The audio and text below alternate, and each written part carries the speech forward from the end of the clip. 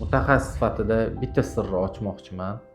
Sizda grijja kasalligi aniqlandi va grijjaga lecheniya olyapsiz. Xud tabobat orqali, xud tibbiyot yo'nalishi orqali, fizlecheniya orqali hamma protsedura, muolajalarni qilib ko'ryapsiz, lekin sizdagi shikoyat bartaraf bo'lmayapti va uzoq yillar mobaynida siz shu shikoyat bilan yuribsiz.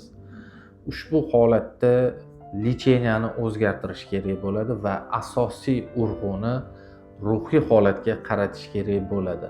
Qabulimga kelayotgan 10 ta bemorlardan bittasida xuddi shu holat kuzatiladi, ya'ni kuchli stress va depressiya o'tkazishgan hisoblanadi va shu sababli ularda har qanaqasiga grijjaga lecheniya olsa ham effekt bo'lmaydi.